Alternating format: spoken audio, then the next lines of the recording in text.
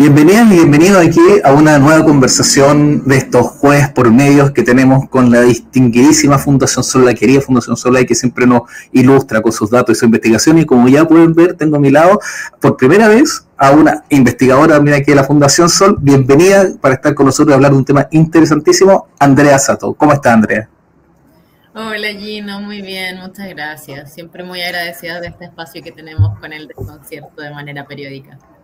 No, y nosotros también, porque siempre, como decía, nos ilustran, ¿no? Nos ayudan a ver en profundidad ciertos temas que usualmente en los medios de comunicación no se les da tanto tiempo y lo merecen.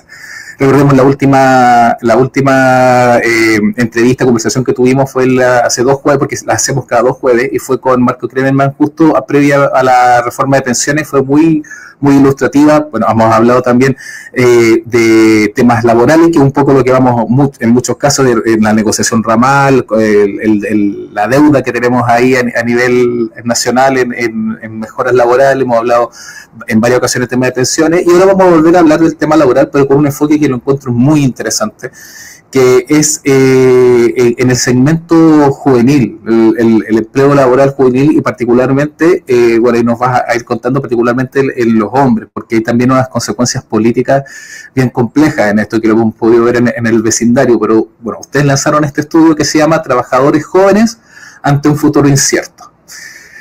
Ninguna novedad en el frente, pero sí los datos. Así que vamos, cuéntenos un poquito sobre este estudio, por qué nace y qué es lo que fueron abordando. Bueno, Gino, este estudio tiene un objetivo muy importante que se basa principalmente en pesquisar el fortalecimiento de discursos de derechas radicales en Chile, también en la región, y cómo estos permean especialmente a jóvenes trabajadores.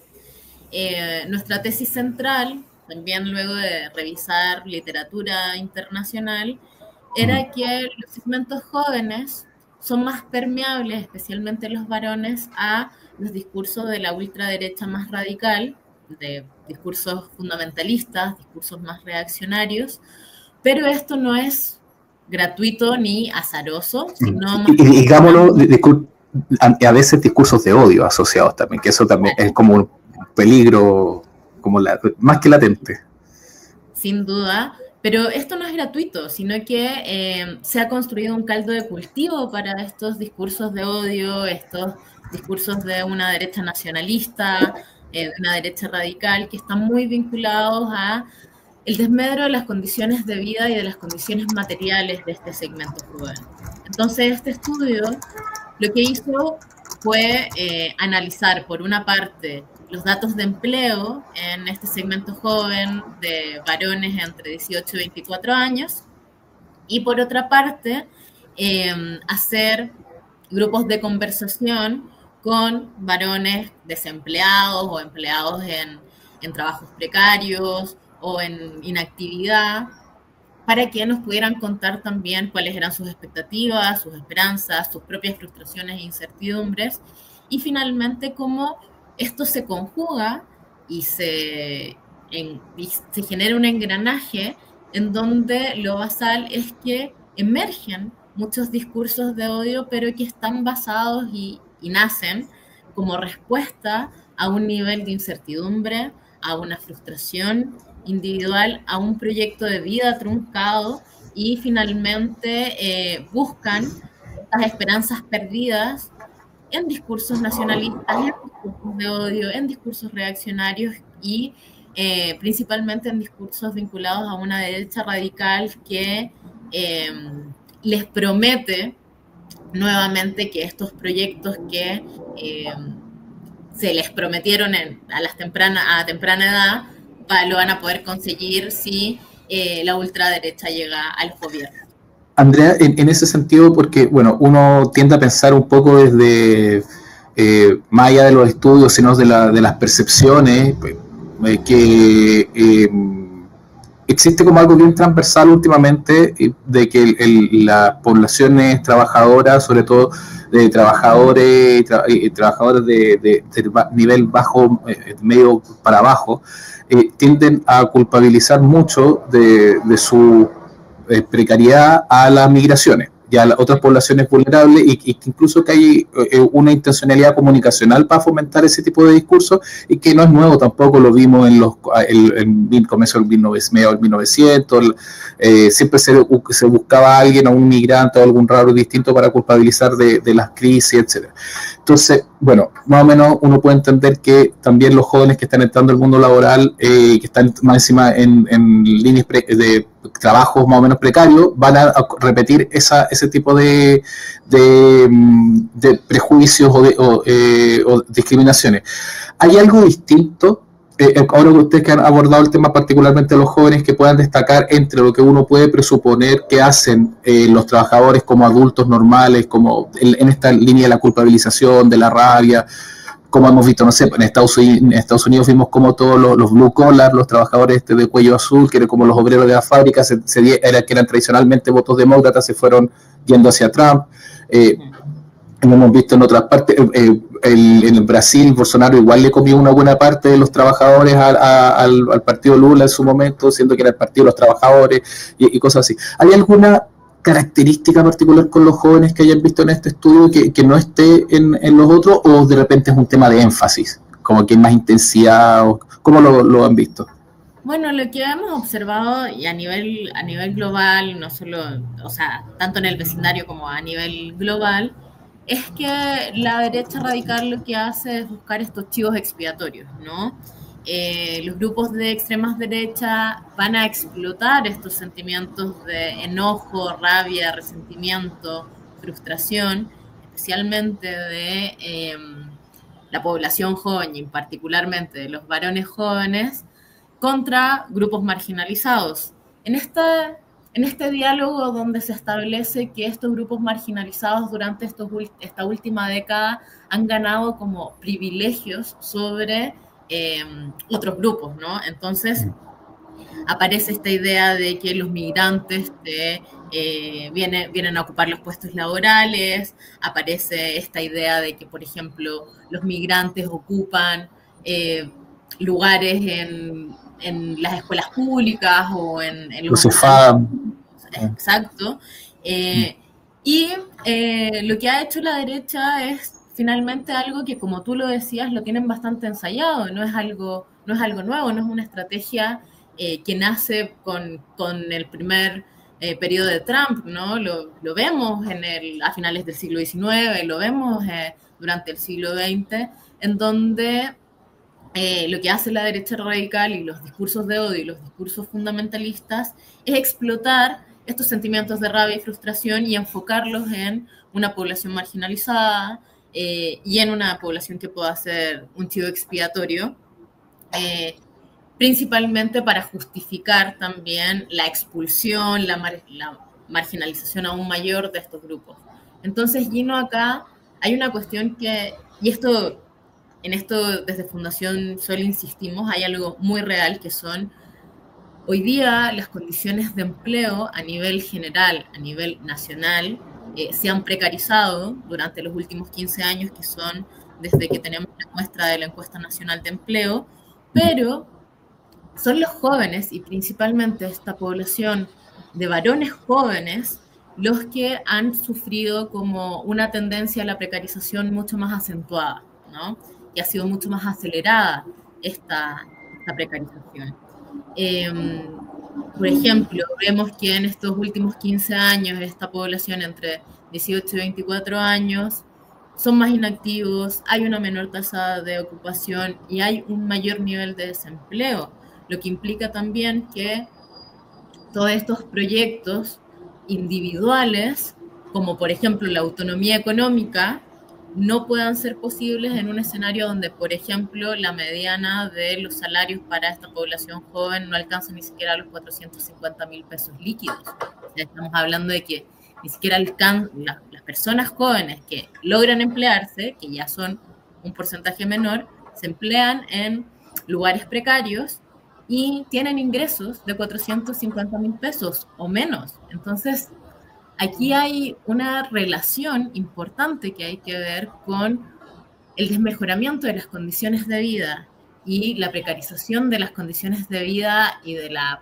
materialidad en su conjunto con la habilitación de estos discursos de odio que finalmente también busca que los responsables sean una población en específico para que también perdamos el foco que en realidad el problema es mucho más estructural, que tiene que ver con que las condiciones de vida y las condiciones materiales de reproducción de la vida han ido en franco empeoramiento durante las últimas 2 décadas. Y hay un tema que me gustaría tratar asociado a eso, que tiene que ver con las expectativas, porque así como ha aumentado la precarización, han aumentado las expectativas también en los jóvenes. Son mucho más susceptibles, o sea, nacieron con las redes sociales, sabemos el efecto que tienen Instagram, que tiene otras redes, en mostrar ideales, en mostrar situaciones de deseo, y de fomentar eso desde la lógica del consumo y otra, y entonces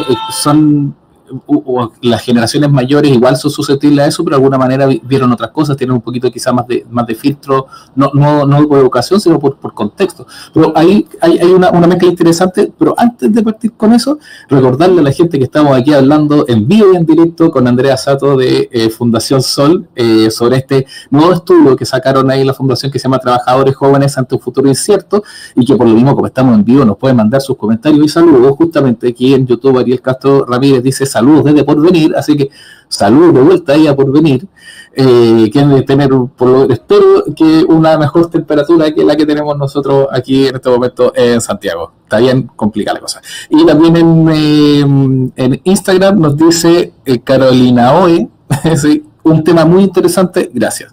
Gracias a ti, Carolina, por escucharnos, y también a todas las personas que recuerden que pueden opinar y acompañarnos aquí en esta mañana, en esta conversación con Andrea sobre este nuevo estudio de la Fundación Sol. Y ahora sí, entonces, Andrea, este tema de que mezclamos lo que estás diciendo, y que los jóvenes son uno de los sectores más vulnerables dentro del rango laboral, del mercado laboral, con esta mediana de 400 y tantos mil pesos, que es bajísimo. Sí, puedes explicar también de repente el tema de la mediana, porque es diferente la mediana del promedio, todo eso, y que se mezcla esta precarización particular de ese sector con que, como son jóvenes y son nativos digitales, han estado viviendo un mundo muy hostil, muy pegado a las redes sociales, de mucha generación del deseo, de mucha estimulación de la dopamina, digamos, y hasta incluso también los temas laborales, no sé, por recordar a los Crypto Bros que decían gana tu gente de 20 años, 19 años con un Lamborghini, así como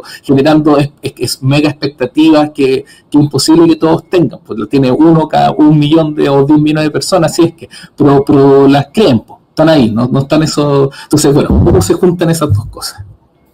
Bueno, Gino, lo primero es explicar muy cortito cuál es la diferencia entre la mediana y el promedio. El promedio es como lo que decía Nicanor Parra, ¿no? Como hay 2 panes, yo me como 2, tú te comes 0, pero el promedio es un par por persona. Y el promedio lo que hace es como sumar todo y establecer un punto medio, pero en Fundación Sol utilizamos mucho más la mediana porque lo que observa es el 50% de la población, lo que ubica es el punto medio entre la mitad de la población. Entonces, cuando hablamos de que la mediana es de 450.000 pesos para la población joven, para los varones en particular, es que el 50% del total de esta población gana 450.000 pesos o menos. Es un indicador mucho más fino para, por ejemplo, observar desigualdades. Ahora, el promedio y la mediana de los salarios y los ingresos de esta población joven son muy parecidos. Uno está en 445.000 y el otro en 450.000, lo que implica que en general los salarios para esta población son muy bajos. Y es bastante interesante cuando vemos que un promedio y una mediana están muy cerquita, es que en realidad todo tiende a la baja. Y que en este segmento no hay salarios muy altos que distorsionen esta mediana o distorsionen mucho el promedio. Eso por una parte. Y lo segundo, con respecto a las expectativas, acá hay varias cosas que tenemos que conjugar. Es como que los prisioneros estuvieran escribiendo pateando piedras en este año, ¿no? En el 2025. primero en Chile se puso durante la década de los 90 y principios de los 2000 mucho énfasis en la educación como un mecanismo de ascenso social. Entonces estaba esta promesa de que si tú estudiabas, si tú te preparabas, si tenías más niveles de formación y más cartones, ibas a tener un nivel de vida mucho mejor que el de tus padres. Lo que estamos viendo, no solo en Chile, sino que a nivel general, es que las generaciones que nacieron entre finales de los 90 y principios de los 2000, que son quienes están entrando masivamente al mundo del empleo, especialmente los que ya tienen como 20, 25 años, ¿no? No están mejorando las condiciones de vida de sus padres, ¿no? O sea, lo podemos ver también con las generaciones anteriores. Antes una persona sin estudios superiores, solo con un oficio, podía tener una casa propia y mantener un hogar de 4 personas, ¿no? Hoy día eso es prácticamente imposible. Y luego está esto que mencionabas, Gino, de el impacto de las redes sociales en también las formas de frustración individual que están teniendo estos jóvenes, en donde la autonomía económica es un sueño inalcanzable, pero están totalmente bombardeados con las lógicas del consumo instantáneo que te entregan las redes sociales, y también se ven enfrentados a nuevas labores o a nuevos trabajos o a nuevos oficios que generan mucho más rédito que los trabajos tradicionales, ¿no? Como por ejemplo el ser youtuber, como estos cripto bro o los youtubers que están, o los tiktokers que se dan vueltas por el mundo, que generan visualizaciones y eso se transforma en dinero. Y a diferencia de, no sé, un chico que entró a la universidad con mucho esfuerzo, estudió medicina por 7, 8 años y, no sé, tiene 25 años y todavía no logra sacar la carrera, ¿no? Y estamos viendo a niños, niñas de 19, 20 años con una casa, con 2 autos y con el pasaporte lleno de sellos porque han viajado por todo el mundo. Entonces, ahí también aparecen estas frustraciones individuales que se transforman también en respuestas individuales, o sea, también, y esto lo vimos mucho en los grupos conversacionales, hay como una suerte de mucha culpabilidad individual, harto del autocastigo, de el no me esforcé más, o no elegí bien mi carrera, o no estudié en el lugar que tenía que estudiar, o no me fue tan bien. Entonces, todas las formas, la culpa finalmente se transforma en algo muy individual y no es posible mirar mucho más allá en que esto, la situación de los malos empleos, la situación de los empleos precarios, la situación de la imposibilidad de la reproducción de la vida es algo mucho más estructural, más allá que la experiencia individual. Pero esto lo vivimos de manera muy individual, muy solitaria, muy privada, lo que genera aún más desesperanza y frustración. Y las formas que ha capitalizado la ultraderecha es eso, nuestros miedos, nuestras desesperanzas, nuestras frustraciones, en donde ellos prometen bonanza, un desarrollo económico y un sinfín de la expulsión de quienes son sindicados como los responsables de un deterioro en la vida en general, en la seguridad. Entonces, eso, lo que hace la ultraderecha es jugar con nuestros miedos, es jugar con nuestras frustraciones, es jugar con estas formas individuales también que tenemos de lidiar con la incertidumbre. Claro, y otro eje de frustración, paréntesis, en realidad antes de seguir por allá, aquí en Instagram se formó una pequeña conversación porque ahí un Santi Veloso dice que hay una noticia falsa sobre José Antonio Kast, de que subió en rechazo, pero dice que preferencia subió el 18% y que no muestra fake news. Yo digo, estimado, si está hablando de la noticia de Pulso Ciudadano sobre José Antonio Kast, hasta en BioBio en todos lados dice que bajó un 2,1% en preferencia, 9,6%. Así que revise no solamente en el desconcierto que se dice que ha bajado José Antonio Kast, está en y pues la puede revisar la misma Pulso Ciudadano. Y sí, sobre el tema, Carolina Ode nos dice... la migración es un problema a nivel mundial y debemos aceptar que la situación es así. Ahora bien, con respecto a los sueldos, ¿qué están recibiendo los jóvenes respecto a los sueldos que están recibiendo los jóvenes? ¿A qué se está debiendo la baja salarial? Un placer de ser, nos dice entonces la pregunta. Entonces la incertidumbre es mala. Y Carolina vuelve a decir muy cierto lo que dice Andrea respecto a las frustraciones de los jóvenes. Bueno, hay un par de preguntas sobre la incertidumbre, que claro, algunas personas pueden decir que es un motor de algunas cosas, pero en algunos casos puede ser bien negativa también. Nos pregunta sobre las causas entonces de la baja salarial de los jóvenes, o del poco salario, y sobre las frustraciones yo voy a dejar un temita para más adelante, porque particularmente como se vieron a joven o hombre, me interesa si vio el tema, por ejemplo, la frustración respecto a temas de feminismo, de el empoderamiento de la mujer, de las mejoras, en algunos casos, en algunos países, no en todos, lamentablemente, pero la mejora de las condiciones de la mujer a algún lado, eso también como que influía en este aumento en la incertidumbre, la frustración del trabajador joven hombre. Esas cositas, y tú como decides cómo la abordas. Okay. Lo primero es mencionar a qué se debe como las medianas y los promedios salariales bajos en este segmento más juvenil. Tiene mucho que ver con un factor muy importante, que es que principalmente los jóvenes están empleados en el sector comercio. El sector comercio es una de las ramas productivas que tiene medianas salariales más bajas en el país. Entonces, son sectores en donde no se ofrecen salarios muy altos. Esa es una de las razones. Y otra de las razones que es interesante, y es un concepto que en el mundo de los indicadores de trabajo no se usa mucho, y ahora el INE lo incluye para análisis en la encuesta nacional de empleo, es un concepto que se llama de subempleo. El subempleo es las personas que están disponibles para trabajar una jornada completa, pero no trabajan esa jornada completa porque el mercado no tiene la capacidad de absorber esa fuerza de trabajo. Por ejemplo, soy una persona que soy un químico farmacéutico que yo quisiera trabajar 40 horas semanales, pero solo encuentro empleos de 20 horas semanales o de 15 horas semanales part-time, ¿no?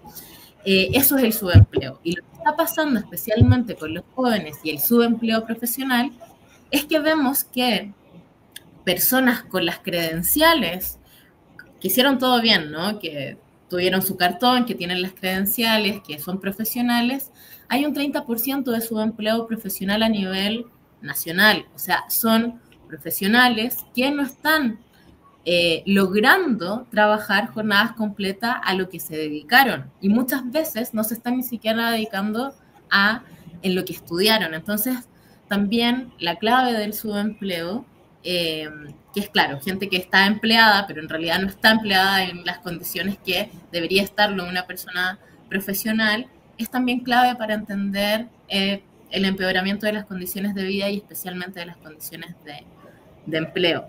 Luego claro, ahí también hay otras cuestiones que tienen que ver con los niveles de informalidad, que ha aumentado los niveles de informalidad a nivel nacional de manera importante.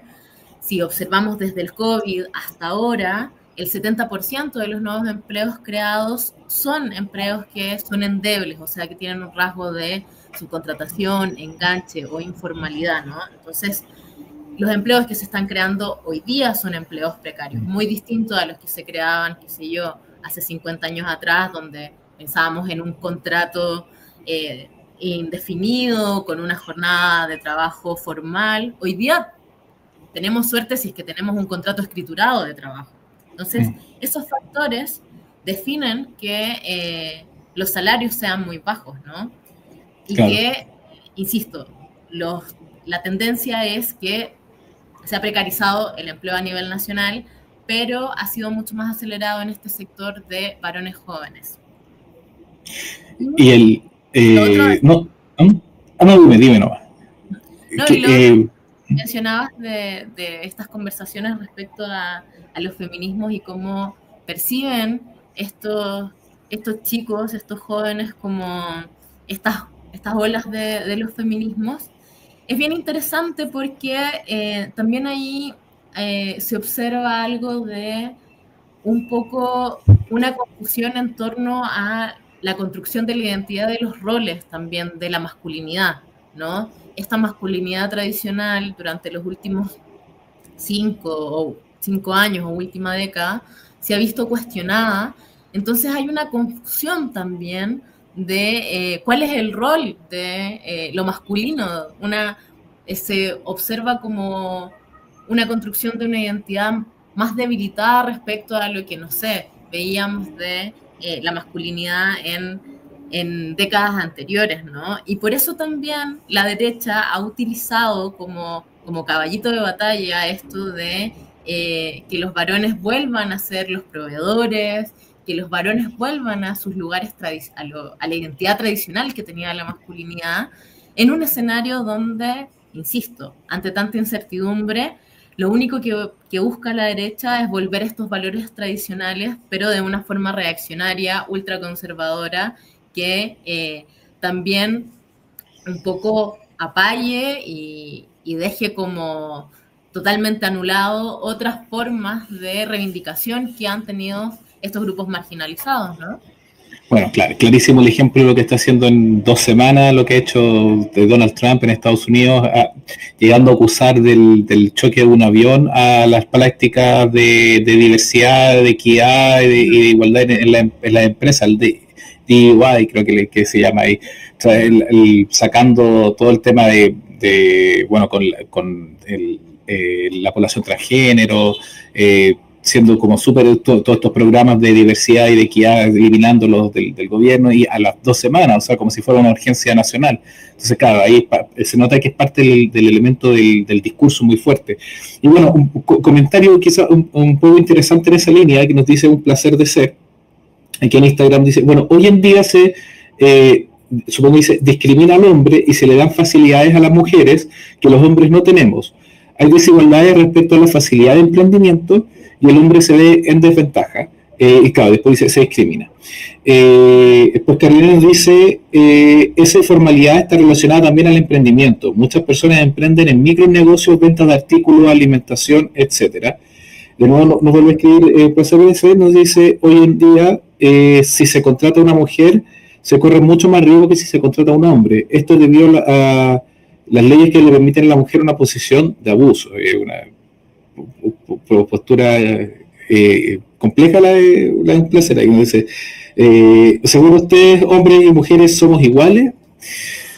Estimado, no sé, mire, igual si ahora yo voy aquí leemos todo si es que no es con insultos, así que no hay ningún problema, puede expresarse libremente porque esa es la gracia de un medio de comunicación y estar en línea, pero si hay hoy en día políticas para que son un poco más favorables a las mujeres, es en una línea de reparación histórica, es porque antiguamente no había leyes que empeoraran las situaciones para las mujeres. Entonces, para equiparar un poco la cancha, hoy en día hay un poquito más facilidades para el emprendimiento, hay un poquito más facilidades para alguna otra cosa, pero tampoco es la panacea. O sea, tampoco también digamos que la informalidad y la precariedad laboral hoy en día también afecta mucho a mujeres y no nos olvidemos que hoy en día la mayoría de los hogares son sostenidos por mujeres y la mayoría de las familias. Entonces, en muchos casos, entonces hay diferencias y quizás si uno viera solo el presente y no viera toda la historia, podría pensar un poquito así, entender la raya, pero hay que entender el contexto entero de la situación y que la deuda viene de arrastre, digamos. Esa es mi opinión, Andrea. Eso, no fui lo bastante enfática tal vez, pero las condiciones de las mujeres jóvenes y de las mujeres en general en el empleo históricamente han sido más precarias que la de los varones. Lo que estamos observando en este estudio en particular es que el desmejoramiento de las condiciones del empleo para los varones se han acelerado muchísimo más, pero si lo vemos en términos comparativos, y de hecho en el estudio, y les invito a leerlo, ¿no?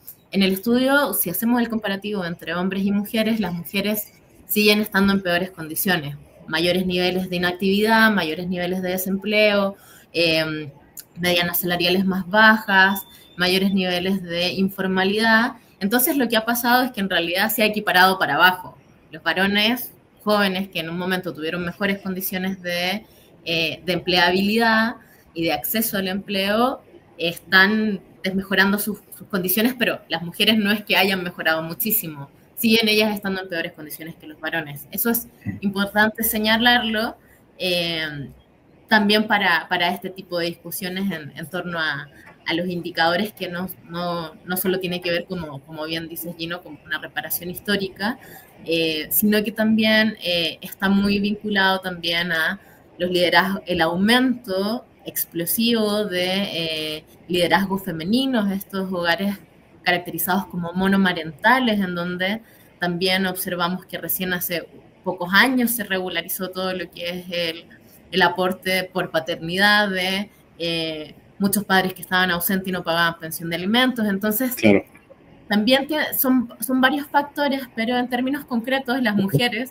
tanto las mujeres jóvenes como las mujeres en general, gracias a los indicadores de empleo, lo que vemos es que están aún en peores condiciones que los varones en términos de formalidad, en términos de inactividad, en términos de desempleo, en términos de ocupación, y que también se ubican en las ramas productivas donde las medianas salariales son más bajas, ¿no? Como educación, como servicios, como comercio, a diferencia de los varones que ocupan las ramas salariales con las ramas de actividad con salarios más altos, como lo pueden ser la minería, la construcción, etc. Entonces, es importante poner esos matices, e insisto, ese comparativo está en el estudio y a pesar de que ha sido la tendencia más acelerada de desmejoramiento de las condiciones de empleo para los varones, para las mujeres siguen siendo peores en comparación. Claro, y eso es por la precarización genérica del empleo, claro, también, y para los jóvenes también, o sea, todos han vivido en algún momento ese chiste de que buscan a un recién salido del estudio de la universidad con 20 años de experiencia y que te pagan el menos del mínimo, a veces, recién el otro día publicamos una columna, o quizás va a salir hoy día, mira, la memoria me falla, sobre la precarización de los trabajos del arte y la cultura, cómo le pagaban unas 50 lucas a gente que estuvo trabajando ahí en una obra de unos franceses en la Fundación Teatro Amil, y lo disfrazaban como voluntariado, y tantas otras cosas que hay como esquemas semi-legales o vacíos que permiten aprovechar esta explotación, lo mismo que tú nos contabas de estos empleos que alcanzan a estar unas horas nomás, pero no alcanzan a completar como todo lo que debería ser la jornada completa. Entonces, claro, y más encima se nos viene o sea, ya está, pero se nos viene en consideración, yo creo, de agravante el tema de las nuevas tecnologías, la inteligencia artificial, y cómo son tecnologías que claramente vienen a disminuir los cupos de trabajo más que generar. Algunos siempre te dicen, no, si estas generan nuevos trabajos, pero si generan nuevos trabajos son trabajos de alto nivel, ¿cachai? De gente que va a necesitar ahí, y nunca, probablemente, no sé, pues si hay una inteligencia artificial ahora que hace que no sea necesario un diseñador o una diseñadora, jamás va a poder, como con la gente, el mercado laboral nuevo que te genere eso, copar a toda una sección de gente que va a quedar sin trabajo. Entonces, bueno, suena un poco apocalíptico, no quiero llegar a eso, pero estoy diciendo como que hay, y nosotros en Chile particularmente, como hemos conversado antes con la Fundación Sol, tenemos muy pocas herramientas desde el mundo del mundo del trabajo, desde el mundo de las y los trabajadores, como para revertir estas cosas. Y por ejemplo, uno de los temas que siempre hablan es la necesidad de la negociación colectiva, la negociación ramal, para poder, como una de las herramientas que concretamente demostrado en otros países, aumenta los sueldos, mejora las condiciones, protege. Que en esa línea, me imagino, bueno, el estudio fue más que análisis, pero aparte de estos temas, o profundizando en estos temas, ¿qué otras cosas se podrían hacer un poco para revertir la situación en el trabajo joven?